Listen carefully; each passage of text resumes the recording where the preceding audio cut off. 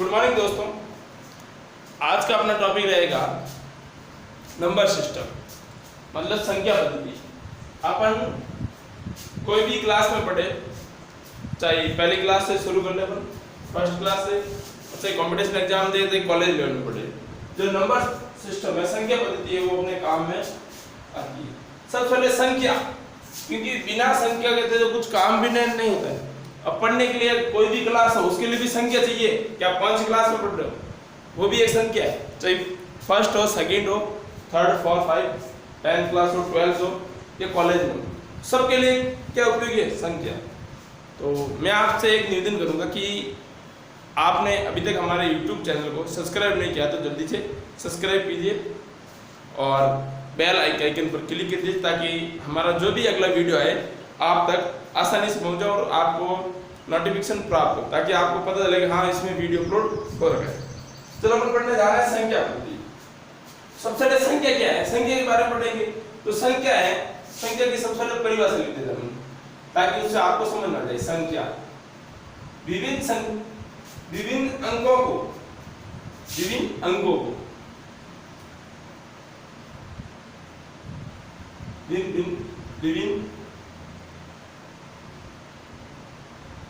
को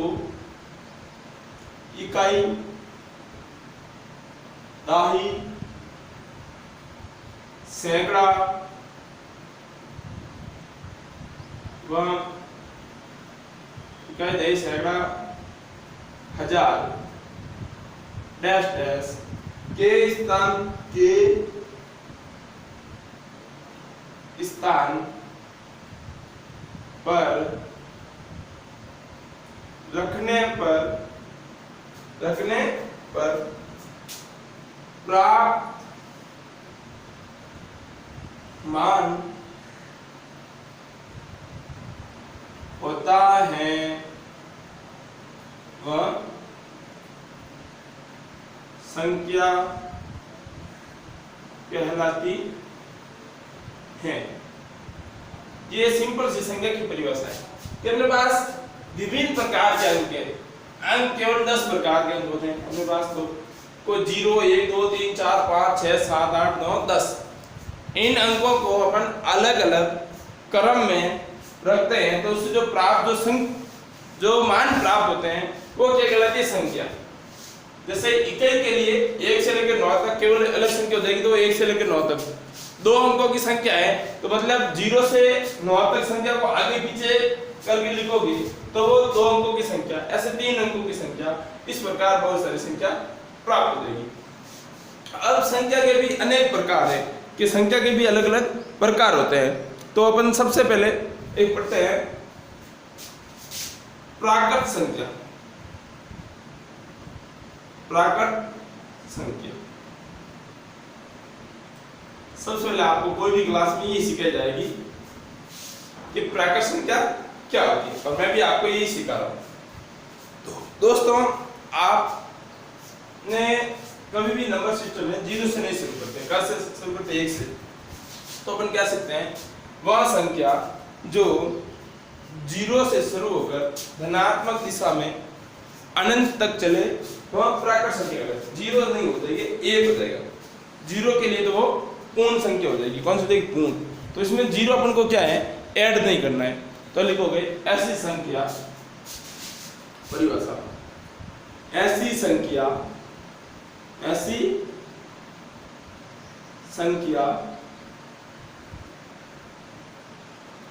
जो 1 से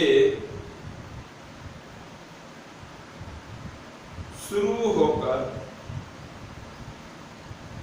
धनात्मक दिशा में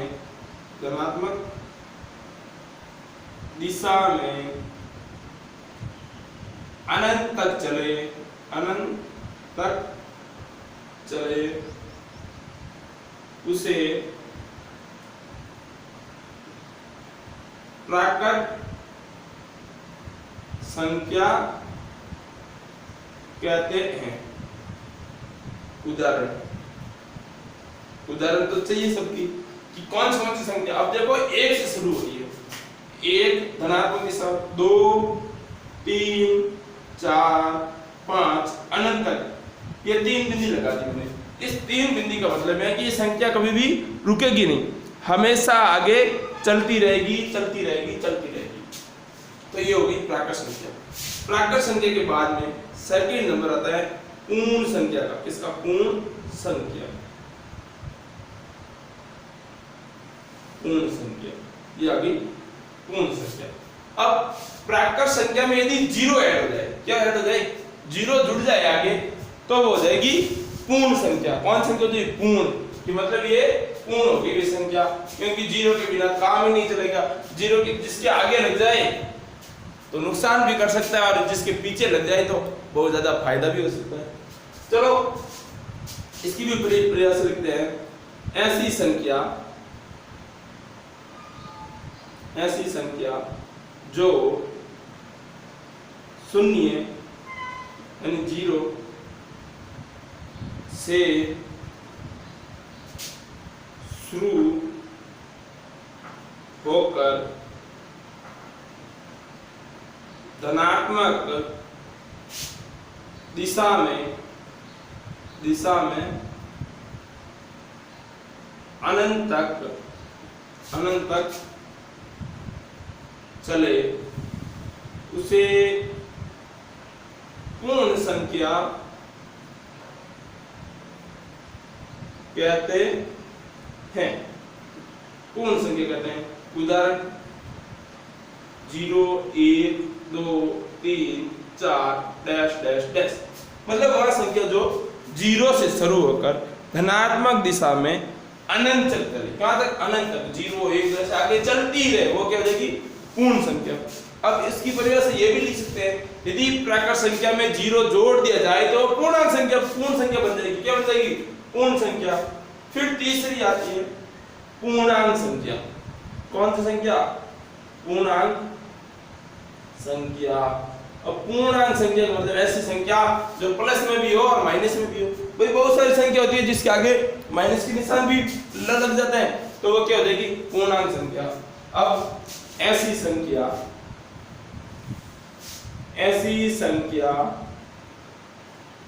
जो शून्य के दोनों तरफ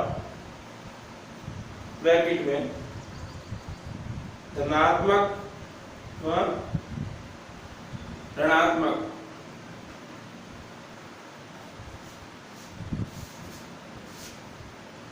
दिशा में अनंत तक चले। कहां तक चले, अनंत तक चले उसे पूर्णांक संख्या कहते हैं। क्या कहते हैं, पूर्णांक संख्या कहते हैं।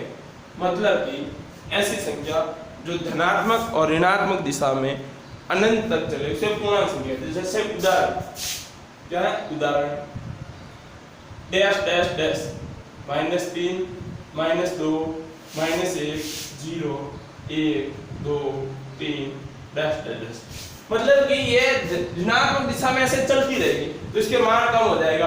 2 -1 -2 -3 -4 -5 ऐसे चलती रहेगी। इस साइड में 1 2 3, मतलब कि इसमें जीरो भी शामिल है। अब ये होगी प्राकृत संख्या, पूर्ण संख्या, पूर्णांक संख्या। अब उसके बाद में आती है मेरे पास भाज्य संख्या। नंबर 4 पर पढ़ रहे हैं भाज्य संख्या या यौगिक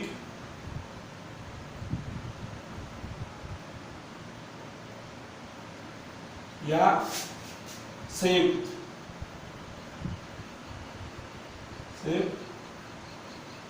संख्या। अब देखो भाज्य संख्या, यौगिक संख्या, संयुक्त संख्या, ये सब एक जैसी है। भाज्य का मतलब ऐसी संख्या या जिसमें अपन 2 या 2 से अधिक संख्याओं का गुणा करके बनाए, ना कि जोड़ के या घटा के। जोड़ने और घटाने पर तो आपके अभाज्य संख्या भी बन जाती है।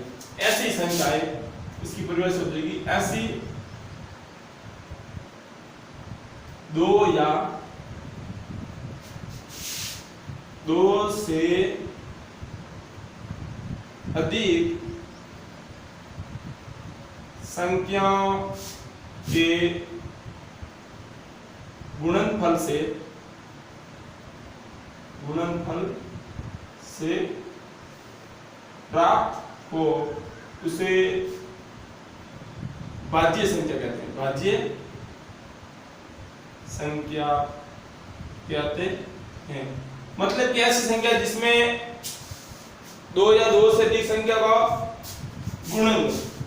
तो उदाहरण के लिए मैं बता रहा हूं आपको, जैसे पहली संख्या हो जाएगी इसमें 4 6 8 9 10 12 14 15 16 18 20 21 22 ऐसे डैश आगे चलती रहेगी।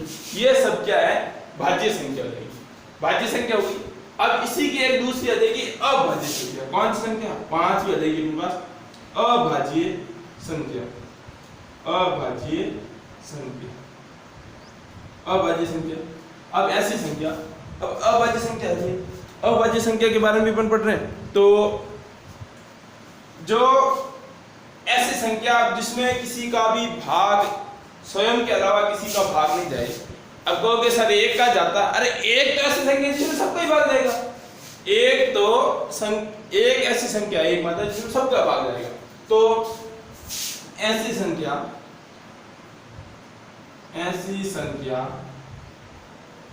जिसमें केवल स्वयं के अलावा किसी अन्य संख्या से भाज्य नहीं हो उसे अभाज्य संख्या कहते हैं। क्या कहते हैं? अभाज्य संख्या। मतलब कि ऐसी संख्या जो केवल और केवल खुद के या एक से भाज्य और किसी से नहीं हो उसे अभाज्य संख्या कहते हैं। अब मैं आपको यहाँ बता रहा हूँ अभाज्य संख्या कौन कौन सी। मैं आपको 1 से लेकर 100 तक के बीच वाली अभाज्य संख्या बता देता हूँ। सबसे पहला 2 3 5 7 11 13 17 19 23 29 31 37 41 43 47 53 59 61 67 71 73 79 83 89 और 97। ये सब संख्याएं ऐसी संख्या है जिसमें केवल और केवल खुद का भाग जाता है, उसके अलावा इसमें किसी का भाग नहीं जाता। ये 100 से छोटी सभी अभाज्य संख्याएं अपने ज्यादातर कंपटीशन एग्जाम में ये यूज में आती है। दोस्तों मैं आपसे एक निवेदन कर रहा हूँ कि अभी तक आपने हमारे YouTube चैनल को सब्सक्राइब नहीं किया तो प्लीज सब्सक्राइब करें, बेल आइकन पर क्लिक करें ताकि इससे आपको आने वाले अगले वीडियो के बारे में पहले से ही पता चल सके। अब इसके बाद में अपन पढ़ रहे हैं नंबर 6 सम संख्या। सम संख्या कैसी संख्या? सम संख्या। इजी सी एकदम इजी। वह संख्या जिसमें 2 का भाग पूरा जाए। भाई शेष फल क्या बचा है? 0 बचा है। शेष फल तो बचना ही नहीं है, 2 का भाग पूरा जाना है। 2 का भाग पूरा जाते ही वो क्या सम हो जाएगी।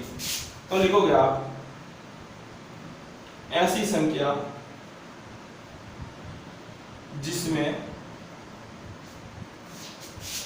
2 का भाग पूरा जाए, शेषफल 0 हो, 0 प्राप्त हो उसे सम संख्या कहते हैं। क्या संख्या? सम संख्या कहते हैं। जैसे 2 4 6 8 10 12 14 डॉट डॉट डॉट, मतलब कि ऐसी इस प्रकार की सभी संख्या कहलाएगी सम संख्या कहलाएगी। अगले अपने पास है विषम संख्या होती है। कौन सी होती है? विषम। सम की उल्टी विषम।